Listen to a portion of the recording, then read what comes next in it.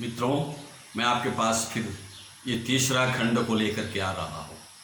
आपने पहला खंड को देखा, ये वीडियो बनाने का मेरा मकसद, और ये वैदिक ग्रंथों के अंदर में जातीय चक्रव्यूह क्या है इसको आपने देखा। और अभी तीसरा खंड जो है मैं लेके आ रहा हूँ, मैं कंटिन्यू जा रहा हूँ। दूसरा खंड में आपने देखा और तीसरा खंड में कंटिन्यू मैं वही लेकर के जा रहा हूँ। अभी छठा नंबर में ऐसा है, असत्य जिस तरह अपवित्र है, घृणित है। असत्य जो है, झूठ जो है, अपवित्र है, घृणित है। ये शास्त्रों की अपनी विचार है। और मनुस्मृति 2 अध्याय उसका 66 ऐसा कहती है, असत्य जो है, झूठ जो है, घृणित वस्तु की तरह है। और जिस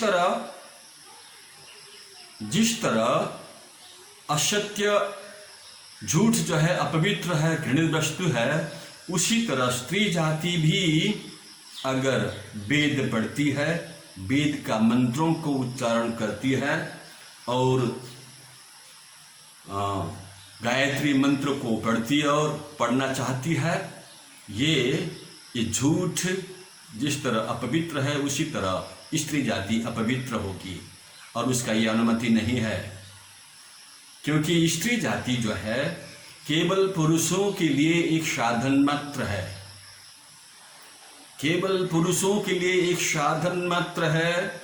ये गायत्री मंत्र जपने के योग्य नहीं है, किसी भी धार्मिक कार्य करने के योग्य नहीं है। स्त्री जाति जिस तरह एक झूठ अपवित्र है, उसी तरह ये सारे अच्छे काम, धार्मिक काम करने के लिए वो अपवित्र है। और एक जगह मनुस्मृति में ही लिखा है, स्त्री जाति नरक की एक द्वार समान है। दिल में चुभ रहा होगा, कृपया एक बार मनुस्मृति को खोल करके पढ़िए, आपकी अंदरूनी दृष्टि खुल जाएगी।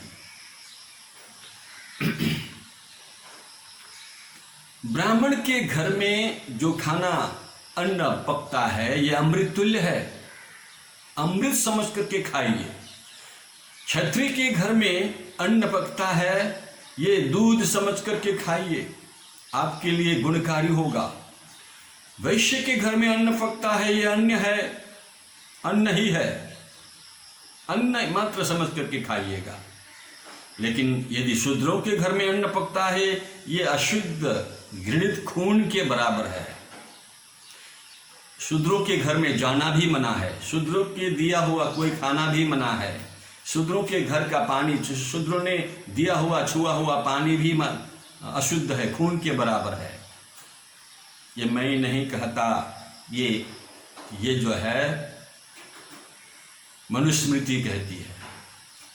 आपको एक बार गौर से मनुस्मृति को पढ़ना होगा सज्जनों, ताकि आपकी वो अंदर की दृष्टि जो है खुल जाए। आप कहाँ पर है, किस जगह पर है, कैसे हैं, क्या कर रहे हैं, कितने समझदार है, क्या समझना चाहिए था, आप क्या समझ रहे हैं, आपको सब मालूम हो जाएगा। ये पर्दा खुल जाएगा। सज्जनों, ये सब बात मैं किस लिए कह रहा हूँ?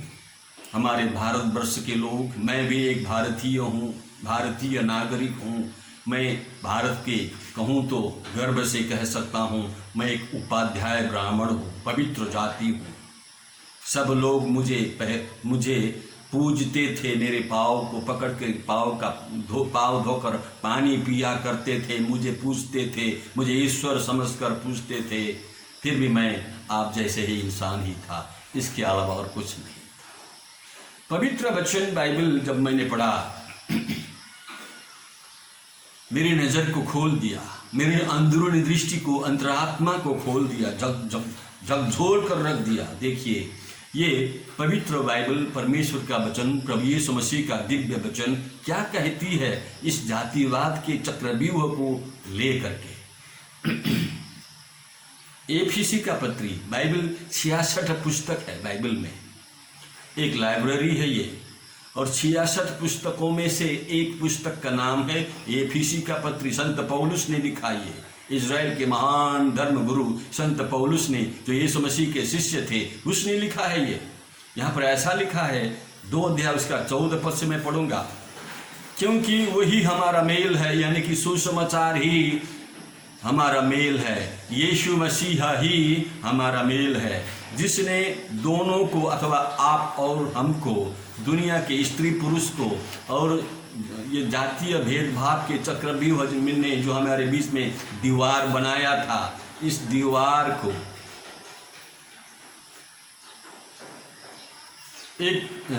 दोनों को एक कर लिया और अलग करने वाली दीवार को जो बीच में थी ढा दिया। वो दीवार अब गिर गया है और अब हम यीशु मसीह के नाम से एक दूसरे को अपने से अच्छा समझ करके एक दूसरे को गले लगा सकते हैं, एक दूसरे से हम मिल सकते हैं, एक दूसरे को अपने घर में, अपने मन में स्वीकार कर सकते हैं। 15 पद में ऐसा लिखा है, और अपने शरीर में बैर अर्थात वो व्यवस्था जिसको आज्ञाएं विधि की रीति पर थी मिटा दिया, कि दोनों से अपने में एक नया मनुष्य उत्पन्न करके मेल करा दे। एक नया मनुष्यत्व उत्पन्न हमारे अंदर में, हमारे स्वभाव में, हमारे मनोवृत्ति में उत्पन्न करके मेल करा दिया। इसीलिए मसीही लोग एक यीशु मसीह का शिष्य, दिव्य संदेश, ये प्रेम का संदेश, एक ये मेल का संदेश सुनाते हैं। सुसमाचार इसे कहते हैं, शुभ समाचार। सज्जनों, यीशु मसीह धरती में आया मार्ग, सच्चाई और जीवन हो करके। यीशु मसीह ने दुनिया में अपने लोगों को, अपने शिष्यों को आदेश दिया, तुम जाओ जगत में सुसमाचार प्रचार करो। जो कोई मेरी बातों को सुनेगा सारे बंधन से आज़ाद हो जाएगा।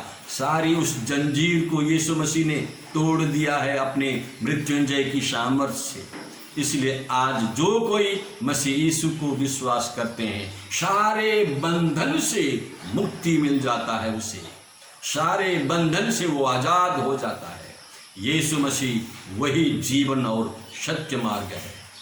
सज्जनों, आपने देख लिया, आपने पढ़ लिया, आपने सुन लिया इस वीडियो के जरिए कि जातिवाद किस तरह कैसे उत्पन्न हुआ। ये सब होते हुए भी ग्रंथों में, धार्मिक ग्रंथों में इन बातों को लिखा हुआ है। ये सब होते हुए भी आज तक आजकल लोग धर्मगुरु के वेश में, हमारे वैदिक ग्रंथों में कोई भी जातिवाद के बारे में नहीं लिखा है। झूठ, ये सब मक्कार लोग हैं, झूठे और फरेबी है।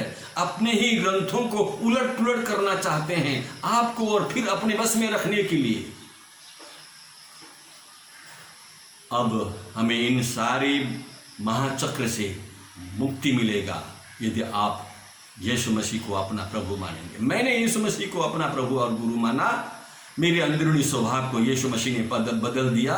जिस तरह मैं आज़ाद हुआ, यही आज़ादी का वचन यीशु मसीह का नाम से मैं आपको प्रचार कर रहा हूँ। और कहाँ पर कैसे लोग किस तरह बंधन में थे, जातिवाद के बंधन में, इसको मैं आपके यहाँ प्रस्तुत किया।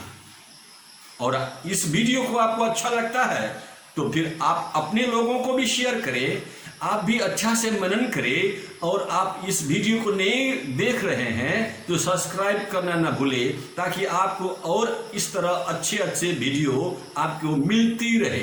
प्रभु यीशु मसीह के नाम से आप सभी को शांति हो। प्रभु यीशु मसीह के नाम से आपको बरकत मिले। जय मसीह की।